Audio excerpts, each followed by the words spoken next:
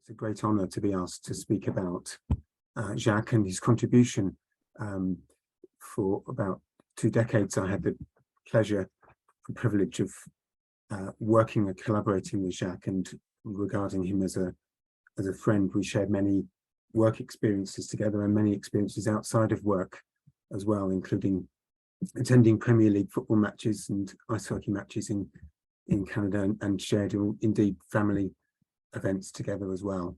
I miss him very much. Thank you very much for the opportunity to say a few words about him. Jacques was someone who would get to the point, and I'm going to try and do the same.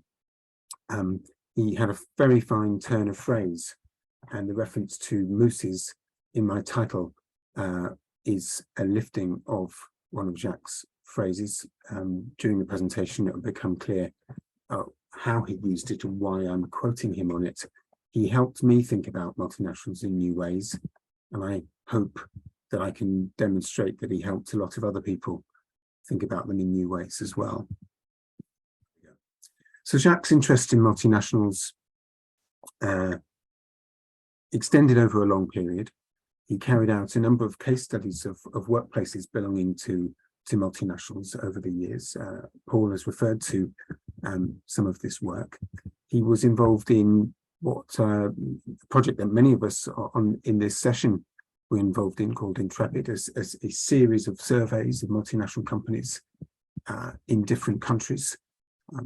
He's obviously clearly a member of the Canadian team and indeed the wider international team.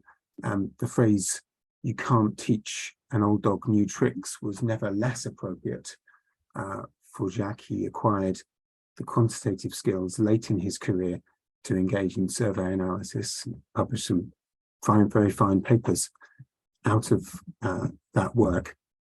This was also the point at which he used his moose analogy. I think we built quite an extensive data set, and Jacques was concerned that we would all move on to different projects before we'd fully utilised it. And I recall a meeting of the international team in which he indicated that we'd only eaten one leg of the moose, and we shouldn't move on to other projects before we'd devoured the whole thing. But I guess Jacques' work is most, in relation to multinationals, is best known for the study of ABB, which he conducted with a number of colleagues, some of whom are also on this call, during the mid-late 1990s, and led to publication of a book. And I want to focus in on that particular study, what was distinctive about it, and how I think the lessons from it continue to be highly relevant. So the ABB project was one in which he worked with a large number of researchers across 6 main countries, but there were other countries in which ABB was also studied to a lesser degree, and there were 3 key coordinators in this project with whom Jacques co-edited the book, which was the primary publication from that project. And they looked at the company ABB, which had been formed through a merger between a Swiss and a Swedish multinational a decade or so earlier in the late 1980s. The significance of the choice of the firm was that this company, ABB, had been used by many of the leading writers on multinational companies as an illustration of what Bartlett and Gershall referred to as the solution to managing across borders. They cited it as an example of one of the most advanced companies around, which had developed an operating model that allowed it to cope with the simultaneous pressures of needing to be locally responsive towards achieving the economies of scale through global integration and carrying out innovation on a worldwide basis. They looked at 6 primary locations or sites within ABB across the countries listed there, doing very detailed work, interview-based observational work within the workplaces of this firm in a way that was very unusual at the time and still reasonably unusual now. It was a highly detailed qualitative analysis of work processes in a comparative setting within one company. There were, of course, classic comparative studies I'm thinking, for example, Ronald Dawes' work on British factory, Japanese factory, that didn't belong to the same company. They were not part of the same multinational. Jacques and colleagues' work was pioneering in that sense. And of course, what was also extremely unusual about it for industrial relations academics was that they also looked at senior management in the headquarters and what I called the distributed nature of headquarters functions, by which I mean there was a team of globally mobile staff who moved around the world. I'm going to say a little bit about this in the next slide. So what was extremely unusual about this was the sort of multi-level nature of the work that Jacques and colleagues were engaged in. So this led, as I said, to a book published in, I believe, 1999, Being Local Worldwide. At the time the book came out, I was extremely impressed by it and struck by the contribution that it made. I was invited to write a review of it. It was the first book review I ever wrote, and I wrote a very favourable review. But as with most book reviews, I sort of felt obliged to highlight a couple of ways in which it might have gone a bit further or been improved in some way. And the book review came out a couple of months later. I met Jacques for the first time, and I approached this meeting with some trepidation, thinking that he might have taken offence at the ways in which I suggested the book could have been made better. I meant to make it even better. And of course, I needn't have been trepidatious at all. Jacques was enormously warm, and from that moment, for the best part of 2 decades, we enjoyed a very close relationship. And I think the contribution that Jacques made in that book is highly significant. Let me pull out some elements of that and then perhaps talk about the wider implications of that work. So the findings that Jacques and colleagues highlighted were, I suppose, in contrast to Gauchel and Bartlett's account of ABB, which were, Bartlett and Gauchel's account were of a smoothly functioning organization. There was a different emphasis that Jacques and colleagues put on this organization. They detailed in very considerable depth the extent to which there was not only collaboration across sites and within them, but competition and conflict, the ways in which sites were ranked according to a number of criteria around throughput time and productivity and costs and turnover and so on, establishing the competition within the multinational, as well as the of course conflictual relationships, as well as degrees of cooperation within the workplaces. In other words, what they pulled out very clearly was the intensely political nature of the multinational company. Now, that might seem now like a fairly obvious statement. It might seem like something that's featured in a wide range of studies, and indeed it has. But at the time, this was not really territory that industrial relations academics had gone on to, and the international business or strategy academics were not emphasizing in the main the competition within multinationals, the conflicts and the politics of the multinational companies. So laid out in very considerable detail. This was at the time and remains a very significant contribution. They also looked at ways in which the firm had adopted what they called non-national management policies. Of course, for good reasons, and this remains the case. There is still some emphasis on ways in which multinational companies were shaped by the country rather, in which they first originated. And this has been a key feature of studies of multinational companies. And what Jacques and colleagues were able to do was point towards what the exceptions to this, where some companies like ABB, where very little actually of the company was focused in either of its 2 original countries, had adopted policies that didn't really emanate in Switzerland or Sweden, or weren't in any sense typically Swiss or Swedish, and had really internationalized or globalized the design processes and manufacturing processes in ways that became much more common in the subsequent two decades or so.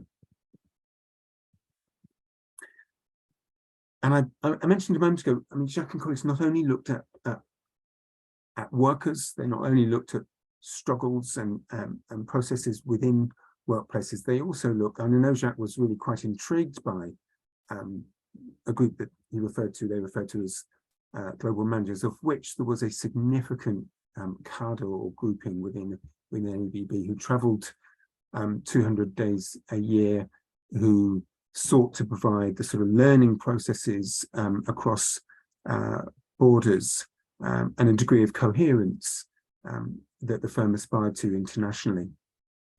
And what was significant here was of course, a literature, and it's grown significantly since Jacques' contribution, which looked at international assignees, but it didn't really look at what these people did in their work. It didn't look at what Paul referred to as the material or the actual. It looked at aspirations or values that those on international assignments had, or looked at how they were prepared for international assignments. Didn't look at actually what they did.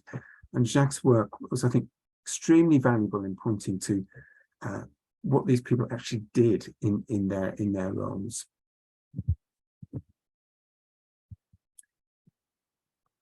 And I want to also then reflect on what the lasting impact of this work was.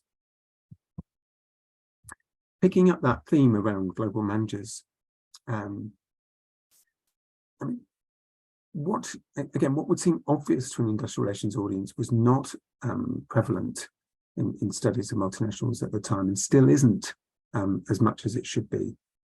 Jacques charted the world as it was, not as many other analysts of multinationals did at the time, and many continue to do, as they supposed it to be, or as they imagined it to be, or maybe even as they wanted it to be. Jacques charted the realities of work in multinationals for those in workplaces, for those who move between workplaces. I think that's an extremely significant contribution. So linked to that, what Jacques' approach to ABB with his colleagues achieved was a form of theorizing and empirical work that fed off one another. Very detailed, careful fieldwork combined with theorizing, developed in an iterative way in what some might now call an abductive process. It moved research on from a highly deductive approach in which assumptions about how multinational companies operate are formed, which are not necessarily empirically informed or generated. And in this respect, I think Jacques' contribution is as relevant, if not more relevant, than ever, something I'll come back to in my final comments. I mean, personally,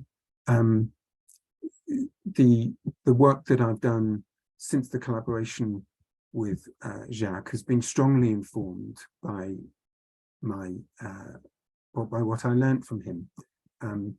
The study of globalizing actors that myself and some other people on this call were engaged in was in ways that I think I wasn't always conscious of, but with the opportunity to think about Jacques' contribution for this session, I think was actually profoundly impacted by Jacques. We looked, for example, at ways in which the job of achieving global integration is not only a job for senior managers, it's a job for many involved in frontline service work who are interdependent with their counterparts in other countries, and for whom managers' priorities in achieving a degree of global norm formation, for example, was just not high. Workers take it on themselves to engage in global integration. I think without Jacques' work, I think I probably wouldn't have seen that.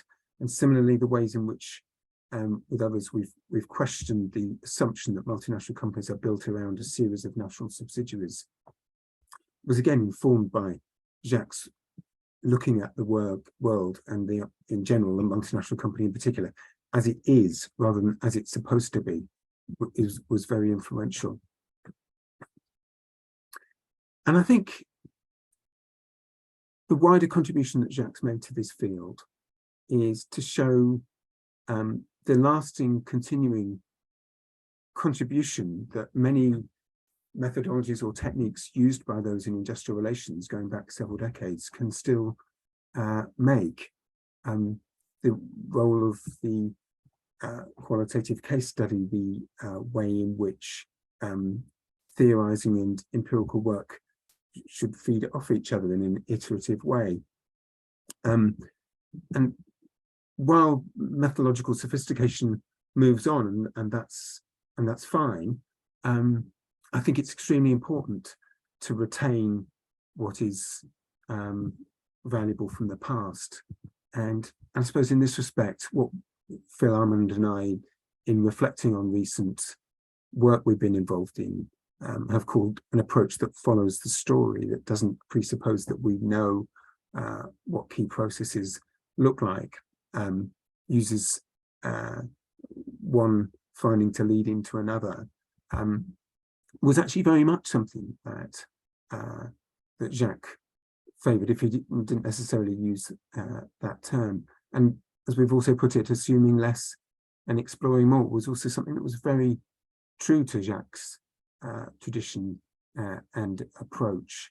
And in a way, in a world that's less predictable than ever, dare I say it, more depressing than ever, these approaches of following the story and of assuming less and exploring more, things that Jacques brought to the subject of industrial relations in general and to the study of multinational companies in particular, are more relevant today than ever.